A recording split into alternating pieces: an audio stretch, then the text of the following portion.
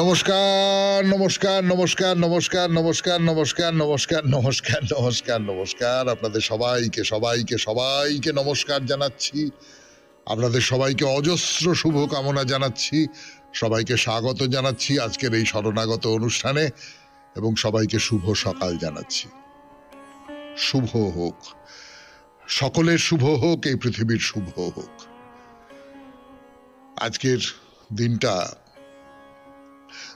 আমি বলবো যে দুটি কারণে বিশেষ দিন। তার মধ্যে একটির কথা বাঙালি না, শুধু বাঙালি কেন, গোটা পৃথিবীর মানুষের মধ্যে যারা ধর্ম সম্পর্কে খুব সচেতন, যারা সাহিত্য সম্পর্কে খুব সচেতন, যারা শিল্প সম্পর্কে খুব সচেতন, যারা শিক্ষা সম্পর্কে, দর্শন সম্পর্কে, যে কোনো রাজনীতি সম্পর্কে সচেতন, তাদের কাছে একজন বিশেষ মানুষের এই পৃথিবী ছেড়ে চলে যাবার দিন। তিনি হচ্ছেন কবিগুরু রবীন্দ্রনাথ ঠাকুর, যিনি সাহিত্য সম্পর্কে তো ভেবেছিলেন এবং সৃষ্টি করেই ছিলেন, তার বাইরে নানান বিষয়ে তার লেখা রয়েছে, তার মতামত রয়েছে। এবং আমি তো অন্তত বলবো যে তিনি একজন ধর্মীয় গুরু, একজন আধ্যাত্মিকতার অন্যতম প্রধান পথিকৃৎ। তো এইরকম একজন মানুষ রবীন্দ্রনাথ ঠাকুর, তাঁর তিরোধান দিবস আজকে 22শে শ্রাবণ 1348 তিনি প্রয়াত হন। স্মার্ত পণ্ডিত প্রবর নিত্যানন্দ স্মৃতিতীর্থের তিরোভাব তিথি আজকে। বেণীমাধবশীলের পঞ্জিকা অনুযায়ী আজকের দিনটার কথা বলি। আজকে 22শে শ্রাবণ 1431, ইংরেজির 7ই আগস্ট 2024, বুধবার। আজ তৃতীয়া। সূর্যোদয়ের সময় ভোর 5:13, সূর্যাস্তের সময় সন্ধে 6:13। নক্ষত্র পূর্ব ফল্গুনী। জন্মে সিংহ রাশি, ক্ষত্রিয় বর্ণ, নরগণ। রাত্রি 2:37 গতে কন্যা রাশি, বৈশ্য বর্ণ, মতান্তরে শূদ্রবর্ণ। আমাদের হোয়াটসঅ্যাপে চিঠি পাঠাবার নাম্বার 9831922927। চিঠির গোড়ায় অতি অবশ্যই SG লিখতে হবে। এবারে বলি আজকের অনুষ্ঠান সম্পর্কে। প্রথমে পুরাণ চিরন্তন। পুরাণ চিরন্তনে আমরা এইটা জেনেছি যে সগর রাজার নাতি অংশুমান, তিনি পাতালে গিয়ে কপিল মুনির আশ্রম থেকে অশ্বমেধ যজ্ঞের ঘোড়াটিকে নিয়ে আসতে পেরেছেন। তাই নিয়ে অশ্বমেধ যজ্ঞ সুসম্পন্ন হয়েছে। কিন্তু তার এই যে 60,000 কাকা, তারা ছাই হয়ে পড়ে রয়েছেন কপিল মুনির আশ্রমে, তার তেজে ভস্ম হয়ে গেছেন, তাদের উদ্ধার করা হয়নি। তো তাদের কি করে উদ্ধার করা যাবে, এইটা নিয়ে ভাবনা চিন্তা চলছে। এবং সেই ভাবনা চিন্তার ফলে নানান রাজা তারপরে অনেকে চেষ্টা করেছেন, কিন্তু কোনো ফল হয়নি। এইরকম একটা জায়গা থেকে শুরু করব ভগীরথের কথা। রাজা ভগীরথ, যার নামে ভাগীরথী, আপনারা সকলে জানেন। তারপর স্বামী বিবেকানন্দের রচনা থেকে পাঠ, আমার জীবন ও ব্রত। নিজের জীবনের কথা বলছেন স্বামীজি। ঠাকুর অপ্রকট হবার পর কেমন করে তারা আস্তে আস্তে আস্তে আস্তে লড়াই করতে করতে করতে করতে বড় হয়ে উঠেছেন, কেমন করে একটা আদর্শকে ধরে এগিয়ে চলেছেন, তার কথা। তারপরে ঠাকুর শ্রী রামকৃষ্ণ পরমহংসদেবের কথামৃত থেকে পড়ে শোনাবো আপনাদের, আপনাদের পাঠানো চিঠিপত্র পড়ব। আর শেষে বাইরে দূরে 92.7 বিগ FM এ শরণাগত অনুষ্ঠানে এইবার শুরু হবে পুরাণ চিরন্তন। গানের পর ফিরে এলাম 92.7 বিগ FM এ শরণাগত অনুষ্ঠানে। তো সগর রাজার নাতি অংশুমান তো অশ্বমেধ যজ্ঞের ঘোড়া নিয়ে এসেছেন সগর রাজার কাছে, তার ফলে অশ্বমেধ যজ্ঞ হতে পারল। তারপরে দিলীপ রাজা হলেন। দিলীপ চেষ্টা করছেন যে কি করে এই যে 60,000 পুত্র তারা ভস্ম হয়ে পড়ে রয়েছেন পাতালে, তাদের কি করে উদ্ধার করা যায়। তো উদ্ধার করবার উপায় তো জানা আছে, কপিল মুনি নিজেই বলেছেন যে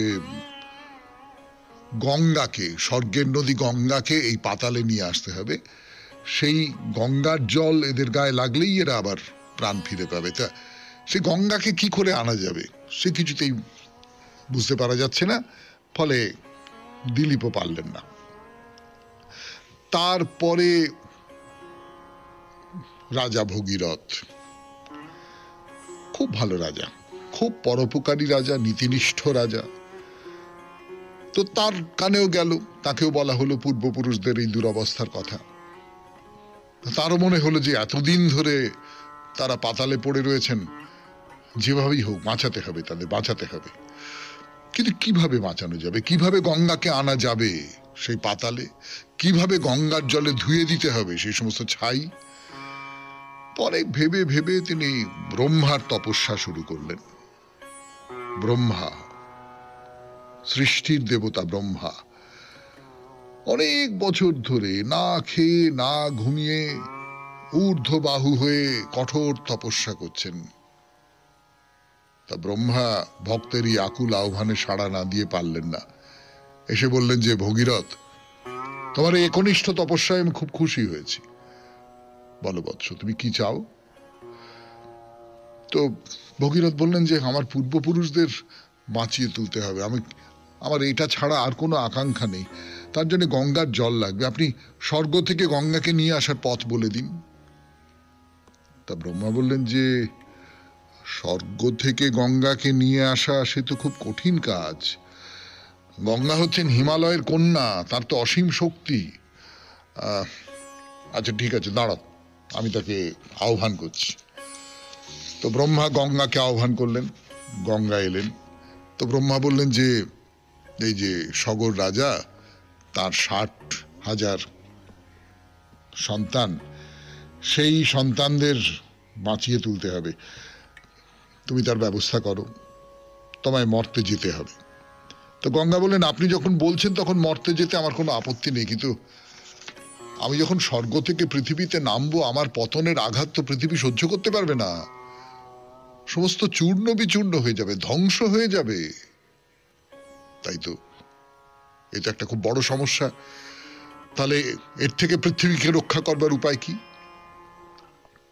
রক্ষা করবার উপায় কি সে কথা বলবার জন্য আপনাদের সৌমিত্র বসু ফিরে আসছে গানের পর 92.7 বিগ এফএম এ শরণাগত অনুষ্ঠানে।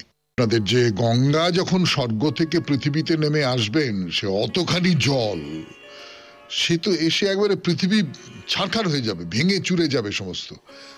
তো সেখান থেকে বাঁচাবে কে, অর্থাৎ গঙ্গাকে আটকাবে কে? গঙ্গার এই যে ধারাটা, এই ধারাটাকে আস্তে করে দেবে কে? তার তীব্র যে ধাক্কা, সেই ধাক্কাটাকে সহনীয় করে তুলবে কে? তো ভগীরথ বললেন যে আপনি বলে দিন কিভাবে, কোথা দিয়ে পৃথিবীকে নামালে আপনি পৃথিবীকে সহজে পৃথিবী ধারণ করতে পারবে আপনাকে। তো ব্রহ্মা অনেক ভেবে বললেন যে একমাত্র মহাদেব শিবেরই ক্ষমতা আছে গঙ্গার এই পতনের আঘাত সহ্য করতে পারেন। ভগীরথ, তুমি শিবকে সন্তুষ্ট যদি করতে পারো তাহলেই তুমি যা চাইছো সেটা তুমি পেতে পারবে। বেশ, আমি তাই করব বলে তপস্যা শুরু করলেন মহাদেবের কথা ভেবে। তো মহাদেবও সেইখানে এসে উপস্থিত হলেন, সব শুনে বললেন যে আচ্ছা বেশ ঠিক আছে, আমি পদ্মাসনে বসে থাকবো, গঙ্গা আমার জটার উপর লাফিয়ে পড়বে। এইবারে ব্রহ্মা গঙ্গাকে আদেশ করলেন এই মর্তে আসবার জন্য। মহাদেব হিমালয়ের কোলে তার সেই জটা জুটো সহ মাথা পেতে অপেক্ষায় রইলেন গঙ্গা কখন নামবেন। পাশেই ভগীরথ রথ নিয়ে অপেক্ষা করছেন, গঙ্গা এসে শিবের জটায় নামবেন, তারপরে ভগীরথ পথ দেখিয়ে দেখিয়ে পাতালে নিয়ে যাবেন মা গঙ্গাকে। গঙ্গার মনে হচ্ছে আচ্ছা মহাদেব এত অহংকার তোমার, হ্যাঁ? তুমি তোমার মাথায়, তোমার জটায় আমাকে ধারণ করবে, আমার বেগ প্রতিহত করবে, তারপর পৃথিবীতে আমি আস্তে আস্তে আস্তে আস্তে বয়ে যাব না? আচ্ছা বেশ, দেখাচ্ছি তোমার অহংকার ভাঙবো আমি। এমন জোরে লাফিয়ে পড়বো যে তোমাকে শুদ্ধ ভাসিয়ে নিয়ে চলে যাব, দেখি কোথায় থাকে তোমার তেজ। তো মহাদেব তো সর্বজ্ঞ, গঙ্গার মনের কথা তিনি বুঝতে পেরেছেন, একটু মুচকি হাসলেন আর কি। তো চারদিকে খবর ছড়িয়ে গেল দেবী গঙ্গা স্বর্গ থেকে মর্তে নামবেন। সেটা বিরাট ব্যাপার তো। সমস্ত দেবতা, দানব, যক্ষ, রক্ষ, কিন্নর, গন্ধর্ব সবাই এসে দাঁড়িয়ে পড়েছে গঙ্গার মর্তে আগমন দেখবে। দেখব কালকে তো বৃহস্পতিবার, আপনাদের চিঠি পড়ার দিন। পরশু শুক্রবার গঙ্গার সেই মর্তে আগমনের কথা বলবো আপনাদের। আজকের মতো শেষ করছি পুরাণ চিরন্তন। এরপর স্বামী বিবেকানন্দের রচনা থেকে পাঠ 92.7 বিগ এফএম-এ শরণাগত অনুষ্ঠানে শুনছেন আপনারা। আমি আছি আপনাদের সঙ্গে, আপনাদের সৌমিত্র বসু।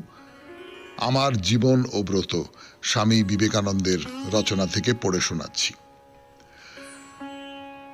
প্রথমেই আপনাদিগকে বলিব, তাহাদের বিপুল সম্ভাবনা রহিয়াছে, কারণ পৃথিবীতে তাহারা সবচেয়ে শান্ত জাতি। তাহারা যে ভীরুতা নয়, যুদ্ধক্ষেত্রে তাহারা অসুর পরিক্রমে যুদ্ধ করে। ইংরেজের শ্রেষ্ঠ সৈন্যদল ভারতীয় কৃষক সম্প্রদায় হইতে সংগৃহীত, মৃত্যুকে তাহারা গ্রাহ্য করে না। তাহাদের মনোভাব এই, এ জন্মের পূর্বে অন্তত 20 বার মরিয়াছি, হয়তো তারপর আরো অসংখ্যবার মরিব, তাহাতে কি আসে যায়। তাহারা কখনো পৃষ্ঠ প্রদর্শন করে না। বিশেষ ভাবপ্রবণ না হইলেও যোদ্ধা হিসেবে তাহারা ভালো। তাহাদের জন্মগত প্রবৃত্তি অবশ্য কৃষিকর্মে। আপনি তাহাদের সর্বস্ব কাড়িয়া লউন, তাহাদের হত্যা করুন, করভারে জর্জরিত করুন, যাহা ইচ্ছা করুন, যতক্ষণ তাহাদিগকে স্বাধীনভাবে ধর্ম আচরণ করিতে দিতেছেন, তাহারা শান্ত ও নম্র থাকিবে। তাহারা কখনো অন্যের ধর্মে হস্তক্ষেপ করে না। আমাদের ভাবানুযায়ী ঈশ্বরের আরাধনা করিবার অধিকার আমাদের দাও, আর সব কাড়িয়া লও, ইহাই তাহাদের মনোভাব। ইংরেজরা যখনই ওই জায়গায় হস্তক্ষেপ করে, অমনি গন্ডগোল শুরু হয়। উহাই 1857 সালে সিপাহী বিদ্রোহের প্রকৃত কারণ। ধর্ম লইয়া নির্যাতন ভারতবাসী সহ্য করিবে না। ভারতবাসীর ধর্মে হস্তক্ষেপ করিতে গিয়াই বিশাল মুসলমান রাজ্যগুলি একেবারে ফাটিয়া বিলয় পাইল। অধিকন্তু ভারতের জনসাধারণ শান্ত, নম্র, ভদ্র। সর্বোপরি তাহারা পাপাসক্ত নয়। কোন প্রকার উত্তেজক মাদক দ্রব্য প্রচলিত না থাকায় তাহারা অন্য যে কোনো দেশের জনসাধারণ অপেক্ষা অনন্ত গুণে শ্রেষ্ঠ। এখানকার বস্তি জীবনের সহিত তুলনা করিয়া আপনারা ভারতবর্ষের দরিদ্র জনসাধারণের সুন্দর নৈতিক জীবন বুঝিতে পারিবেন না। বস্তি মানেই দারিদ্র, কিন্তু ভারতবর্ষে দারিদ্রের অর্থ পাপ, অশ্লীলতা ও অপরাধ প্রবণতা নয়। অন্যান্য দেশে এমন ব্যবস্থা যে নোংরা ও অলস ব্যক্তিরাই দরিদ্র হয়। নগর জীবন ও উহার বিলাস ব্যসন চায় এমন মূর্খ বা বদমাস ব্যতীত আর কাহাকেও এসব দেশে দরিদ্র থাকিতে হয় না। তাহারা কিছুতেই গ্রামে যাইবে না। তাহারা বলে, আমরা এই শহরেই বেশ স্ফূর্তিতে আছি, তোমরা অবশ্যই আমাদের আহার যোগাইবে। ভারতবর্ষের ব্যাপার এরূপ নয়। সেখানে গরিবেরা উদয়াস্ত খাটিয়া মরে, আর একজন আসিয়া তাহাদের শ্রমের ফল কাড়িয়া লয়। তাহাদের সন্তানেরা উপবাসী থাকে। লক্ষ লক্ষ টন গম ভারতে উৎপন্ন হওয়া সত্ত্বেও কচিত কখনো একটি কণা কৃষকের মুখে যায়। আপনারা পশু পক্ষীকেও যে শস্য খাওয়াইতে চান না, ভারতের কৃষক সেই শস্যে প্রাণ ধারণ করে। এই পবিত্র সরল কৃষককুল কেন দুঃখ ভোগ করিবে? ভারতের নিমজ্জমান জনসাধারণ ও অবনমিত নারী সমাজের কথা আপনারা এত শুনিতে পান, কিন্তু কেহই তো আমাদের সাহায্য করিতে অগ্রসর হন না। অনেকে বলেন, তোমরা যদি নিজেদের স্বভাব সম্পূর্ণ পরিবর্তন করো তবেই তোমরা ভালো হইবে, তবেই তোমাদের সাহায্য করা চলে। হিন্দুদের সাহায্য করা বৃথা। কিন্তু ইহারা বিভিন্ন জাতির ইতিহাস জানেন না। ভারতবাসী যদি তাহাদের ধর্ম ও আনুষঙ্গিক রীতিনীতিগুলি পরিবর্তন করে, তবে আর ভারতবর্ষ থাকিবে না, কারণ ধর্মই ভারতবাসীর প্রাণ ও শক্তি। ভারতীয় জাতি লুপ্ত হইয়া গেলে আপনাদের সাহায্য গ্রহণ করিবার জন্য সেখানে আর কেহই থাকিবে না। শুনলেন স্বামী বিবেকানন্দের রচনা থেকে পাঠ, আমার জীবন ও ব্রত। 92.7 বিগ এফএম এ শরণাগত অনুষ্ঠানে এবারে কথামৃত।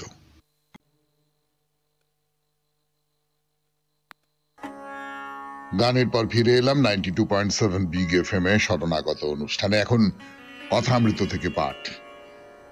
এর আগের দিন আপনাদের বলছিলাম যে চৈতন্যদেবের কথা তুলছেন অধর, যে চৈতন্যদেবও তো ভোগ করেছিলেন, তার নাম খ্যাতি ইত্যাদি ইত্যাদি এই সমস্তগুলো ভোগ করেছিলেন। এবং আপনি যদি ভোগ করার কথা বলেন, ঠাকুর বলবেন না বলেননি, সে ভোগের কোনো সীমা পরিসীমা ছিল না। মানে চৈতন্যদেব যে পরিমাণ জনপ্রিয়তা পেয়েছিলেন, আপনাদের তো রবিবার রবিবার চৈতন্যদেবের কথা শোনাই, যে পরিমাণ যশ পেয়েছিলেন, যে পরিমাণ মানুষ তার পদানত হয়েছিল বা তার কাছে নতজানু হয়েছিল, তার কোনো সীমা সংখ্যা নেই, তার কোনো তুলনা নেই, সে তো বলেছি আমরা।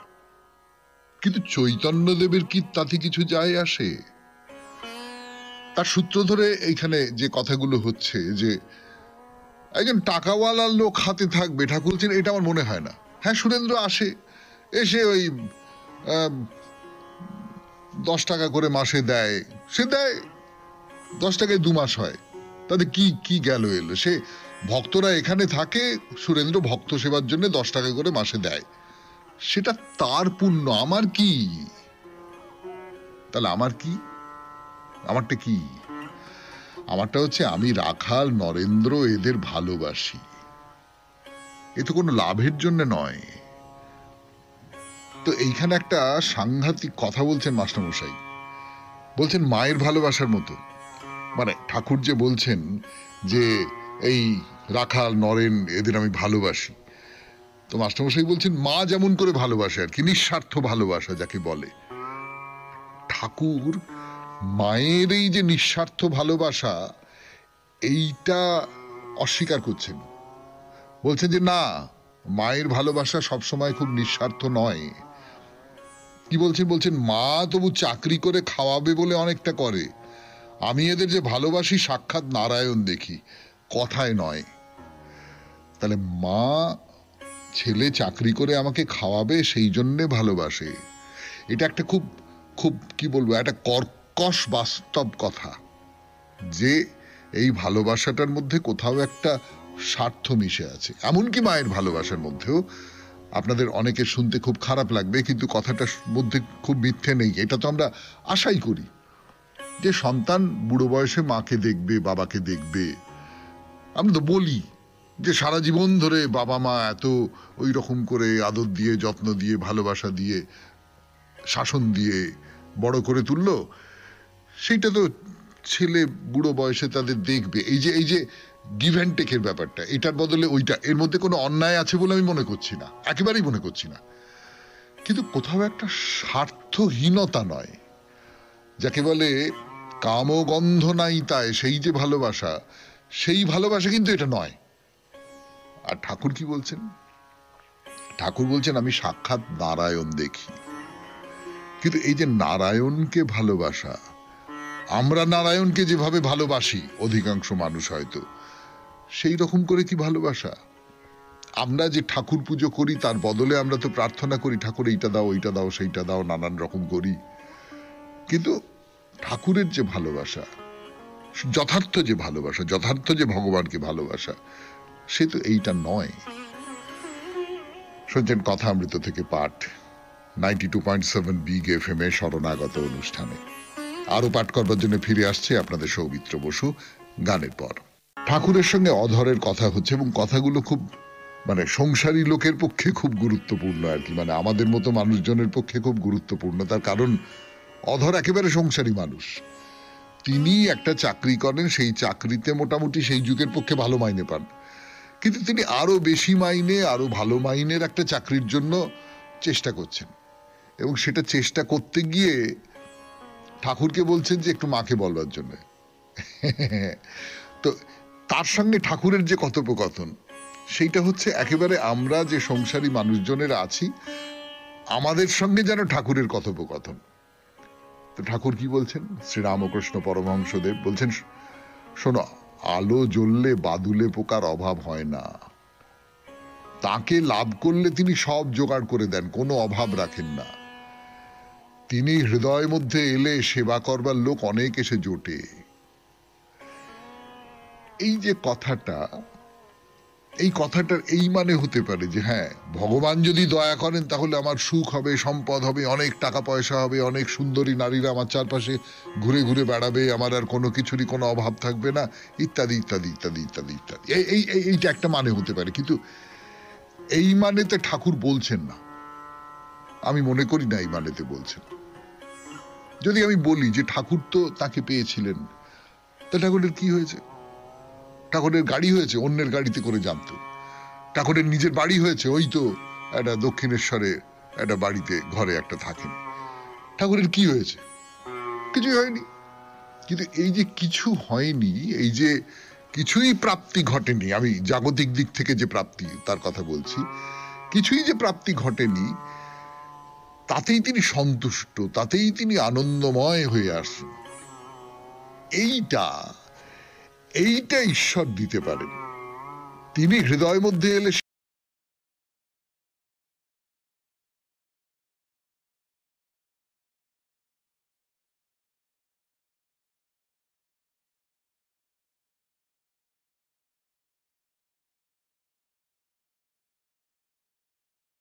দেখেই বুঝতে পারা যায় তিনি কোথায় না কোথায় চলে যাচ্ছেন, তার সঙ্গে তার ভক্তের দল চলেছে।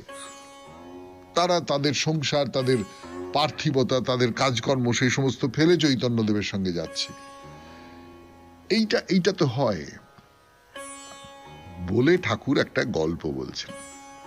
গল্পটা কি? একটি ছোকরা সন্ন্যাসী গৃহস্থ বাড়ি ভিক্ষা করতে গিয়েছিল। সে আজন্ম সন্ন্যাসী, সংসারের বিষয়ে কিছু জানে না।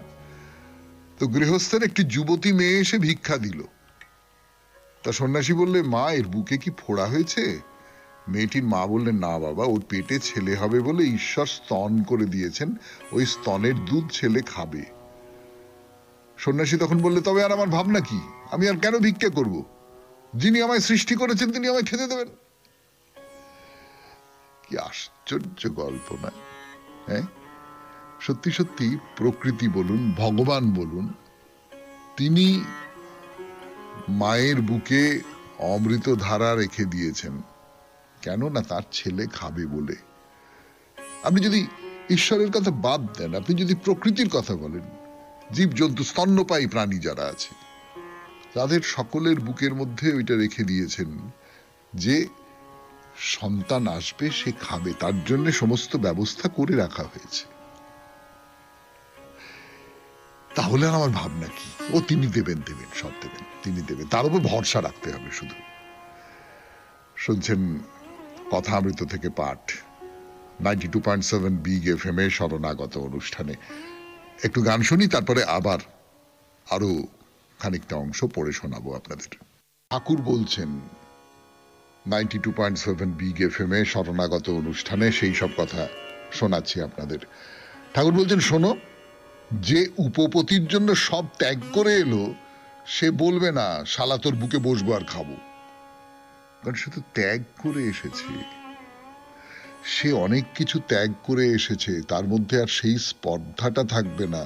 ত্যাগ করে যে আসে, সে ভালোবাসার দাবি করতে পারে, আর অন্য কোনো কিছুর দাবি করতে পারে না। এই একের পর এক বলছেন নানান রকম সব কথা। বলছেন, ন্যাংটা বললে কোন রাজা সোনার থালা সোনার গেলাস দিয়ে সাধুদের খাওয়ালে। কাশিতে মঠে দেখলাম মহান্তর কত মান, বড় বড় খোট্টারা হাত জোড় করে দাঁড়িয়ে আছে আর বলছে কি আজ্ঞা। কিন্তু ঠিক ঠিক সাধু, ঠিক ঠিক ত্যাগী, সোনার থালও চায় না, মানও চায় না। তবে ঈশ্বর তাদের কোনো অভাব রাখেন না, তাকে পেতে গেলে যা যা দরকার সব জোগাড় করে দেন। এই যে আমরা যারা বিষয়ী লোক, তাদের একটা মানের ধারণা আছে না, একটা না অমুক আমাকে নেমন্তন্ন করলো, তারপরে কিরকম একটা এক কোণে বসিয়ে খাওয়ালো, এটা কিরকম হলো না, এটা তো ঠিক হলো না। বা অমুক আমাকে ডাকলো, ডেকে তারপরে আর আমাকে বক্তৃতা দিতে বলল না। এটা তাহলে আমাকে কেন ডাকলো, আমি কেন গেলাম? এই যে অভিমান, এই অভিমানটা আমাদের আছে। এই অভিমানটা যে বড় বড় মানুষদের মধ্যে নেই তা নয়, যাদের সন্ন্যাসী বলি তাদের মধ্যেও যে নেই এমনটা নয়, কিন্তু তাদের মধ্যেও আছে। কিন্তু সত্যিকারের যিনি যোগী, সত্যিকারের যিনি ত্যাগী, তার এতে কিচ্ছু যায় আসে না। মানে আমি এই ধরনের মানুষ কিছু দেখেছি, সম্পূর্ণ তো অহং বিসর্জন দেওয়া মানুষ দেখেছি কিনা বলতে পারবো না, কিন্তু সত্যি সত্যি দেখেছি কোনো কিছুতেই কিছু যায় আসে না। তাকে যেখানে আস্থা খুঁড়ে বসতে দেওয়া হয়েছে তিনি হাসি মুখে, তাই এই ঠাকুরের কথাই তো, ঠাকুরও তো, ঠাকুরকে অনাদর করা হয়েছে।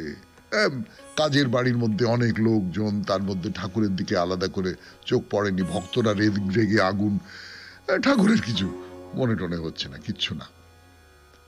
তো এই এই মানে ঠাকুরের কথাটা হচ্ছে ওই ঠিক ঠিক ত্যাগী, ঠিক ঠিক সাধু সোনার থালও চায় না, মানও চায় না, তবে ঈশ্বর তাদের কোনো অভাব রাখেন না।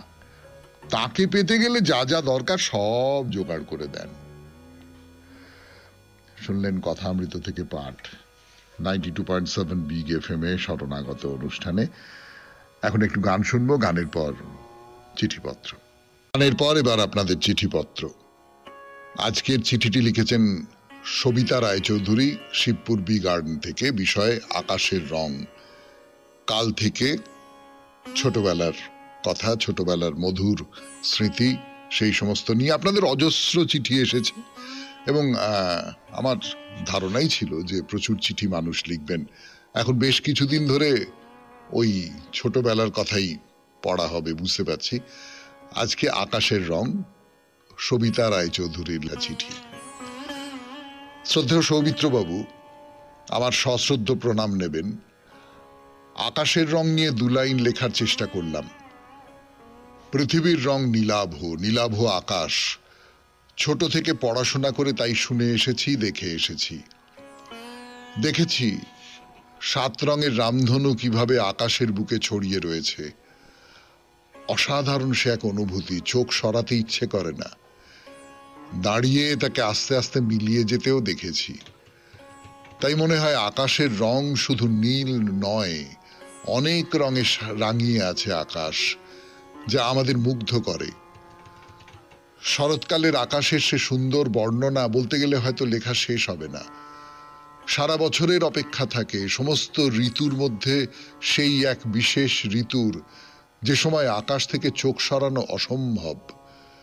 একদিকে সাদা পেঁজা তুলোর মতন মেঘ ভেসে বেড়ানো, আর একদিকে স্বচ্ছ নীল আকাশ। আবার বর্ষাকালে কালিমা মাখা সেই আকাশেরই আর এক রূপ। বৃষ্টি হওয়ার পর স্নিগ্ধ আকাশের আরেক রূপ। মা বাবার চেনানো সেই আকাশের রঙের কথা মনে করিয়ে দেওয়ার জন্য আপনাকে অনেক ধন্যবাদ। অনেকদিন পর এই ছোট্ট লেখাটি লিখলাম, নিজের মনের কথা কিছুটা ভাগ করে নেব বলে।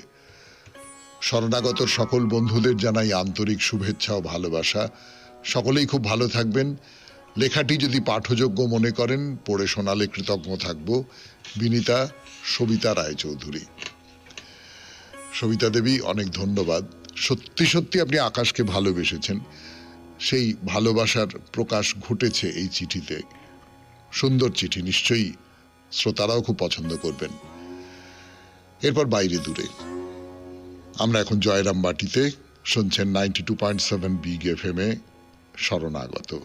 এরপর জয়রামবাটি, বাইরে দূরে। হ্যাঁ, বাইরে দূরেতে জয়রামবাটিতে এসেছি আমরা। তালপুকুরের সামনে দাঁড়িয়ে আছি। আচ্ছা, তালপুকুর শব্দটা শুনলেই পিছু পিছু কোন কথা মনে আসে বলুন তো? ঘটি ডোবে না। না না না না, এই প্রবাদের সঙ্গে আমাদের এই তালপুকুরের কোনো সম্পর্ক নেই। এই পুকুরের মাহাত্ম্য এই, মা শারদা এখানে নিয়মিত আসতেন, স্নান করে সিংহবাহিনীর মন্দিরে পুজো দিতে যেতেন। তাহলে ভালো করে সিংহবাহিনীর মন্দিরটাই দেখা যাক। খুব যে বড় মন্দির তা বলতে পারবো না, কিন্তু বহু প্রাচীন এবং খুব সুন্দর করে, যাকে বলে একেবারে ঝকঝকে পরিপাটি করে রাখা হয়েছে। লম্বা টানা আটচালা চলে গেছে, তার উপরে মন্দিরের চূড়া। বাইরের নাটদালানটা হলুদ রঙের, মন্দিরের রং অবশ্য সাদা। ভেতরে ঢুকে পড়ুন। এসে দাঁড়ালেন গর্ভগৃহের সামনে। তবে একটা কথা বলে রাখি, মা সিংহবাহিনী মানে তো দেবী দুর্গা, তিনি তো আছেনই এখানে, তিনিই তো মন্দিরের প্রধান দেবী। তার বাইরে আরো অন্তত 3 জন অধিষ্ঠান করছেন এখানে। মা চণ্ডী আছেন, মা মহামায়া আছেন, মা মনসা আছেন। তবে আপনি বলতে পারেন যে এই 3 জনের মধ্যে ফারাকটাই বা কি? দুর্গা, চণ্ডী, মহামায়া, মনসা এ তো একই দেবীর নানান রূপ। শক্তি দেবী তো সেই একই, কিন্তু মূর্তি তো আলাদা আলাদা, কাহিনী তো আলাদা আলাদা, সেটা তো ভাবতে হবে। যাই হোক, মূল যে মন্দিরের গর্ভগৃহ, তার দোরগোড়ায় এসে দাঁড়িয়েছি আমরা। মন্দিরের রং গোলাপি, তার সঙ্গে সাদা দেওয়াল, সুন্দর লাগছে দেখতে। কমলা রঙের মাথাওয়ালা দুটি থামের ওপারে গ্রিল দেওয়া দরজা। ঢুকে পড়তে পারবেন, কিন্তু আপনাকে আটকে দেবে গর্ভগৃহের বাইরে লাগানো একটা ঘোষণা, গর্ভ মন্দিরের ভেতরে সাধারণের প্রবেশ নিষেধ। শুনছেন বাইরে দূরে 92.7 বিগ এফএম এ শরণাগত অনুষ্ঠানে। আরো বলবো এই মন্দিরের কথা, এই সিংহবাহিনী মন্দির। ফিরে আসছি গানের পর। যা বলছিলাম, একেবারে ঘোষণা করে দেওয়া আছে যে গর্ভগৃহের ভেতরে সাধারণের প্রবেশ নিষেধ।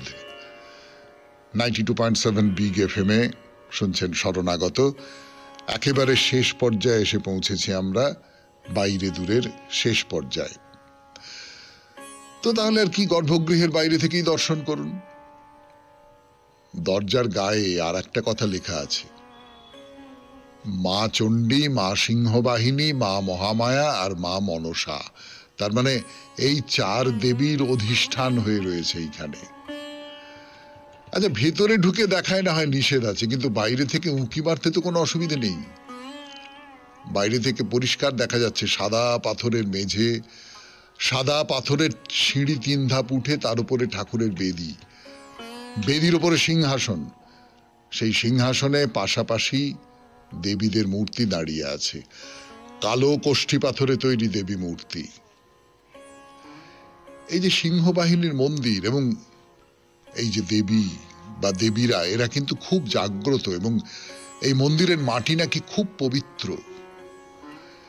এই নিয়ে নানান রকম সব গল্প আছে, কিন্তু সেসব বলবার সময় তো এখন নেই। এইটুকুই শুধু বলবার, বহু দূর দূরান্তর থেকে মানুষ আসেন এই সিংহবাহিনীকে দর্শন করবার জন্য। বিখ্যাত মন্দির দর্শন করা হলো, এইবার তাহলে কোথায় যাওয়া যায়? চলুন এই জয়রাম মাটিতে আর একটা মন্দির দেখতে যাই, চলুন। এবারে যে মন্দিরের সামনে এসে দাঁড়িয়েছি তার নাম যাত্রা সিদ্ধি মন্দির। ইনি হলেন এই জয়রামবাটির খুব সম্পন্ন দত্ত পরিবারের কুলদেবতা, ধর্মরাজ যাত্রা সিদ্ধির মন্দির। এর সঙ্গেও কিন্তু মা শারদার একটা সম্পর্ক আছে, মানে দূর কোনো জায়গায় যাত্রা করবার আগে মা এখানে আসবেনই যাত্রা সিদ্ধির জন্য, এবং দেবতাকে সন্তুষ্ট করে যাবেন। এই মন্দিরে অবশ্য গর্ভগৃহে প্রবেশের ব্যাপারে কোনো বিধিনিষেধ নেই। এসে দাঁড়ালেন গর্ভগৃহের সামনে। ভেতরে 2টি মূর্তি, একটি স্বয়ং ঠাকুর শ্রী রামকৃষ্ণ পরমহংসদেবের, অপরটি তার আরাধ্যা মহাকালীর। আজকের মতো শেষ করি শরণাগত। আমাদের হোয়াটসঅ্যাপে চিঠি পাঠাবার নাম্বার 9831922927। চিঠির গোড়ায় অতি অবশ্যই SG লিখতে হবে। এবারে কবিতা। এই অজানা সাগর জলে বিকেল বেলার আলো লাগলো আমার ভালো। কেউ দেখে কেউ নাই বা দেখে, রাখবে না কেউ মনে, এমনতর ফেলা ছড়ার হিসাব কি কেউ গোনে। এই দেখে মোর ভরল বুকের কোণ, কোথা থেকে নামলো রে সেই খ্যাপা দিনের মন। যেদিন অকারণ হঠাৎ হাওয়ায় যৌবনেরই ঢেউ ছলছলিয়ে উঠত প্রাণে, জানত না তা কেউ। লাগতো আমার আপন গানের নেশা, অনাগত ফাগুন দিনের বেদন দিয়ে মেশা।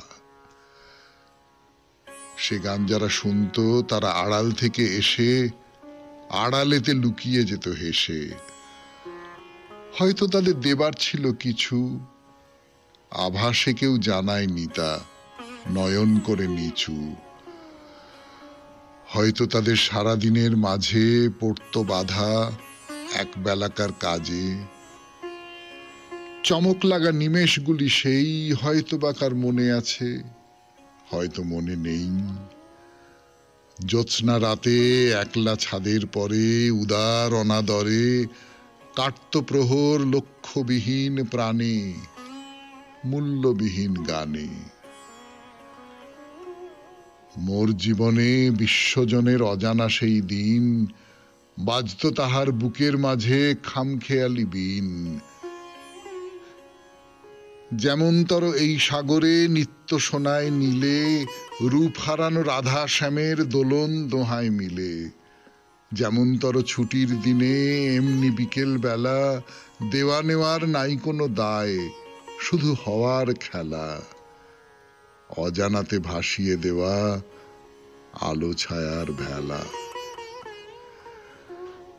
খুব ভালো থাকবেন, আনন্দে থাকবেন।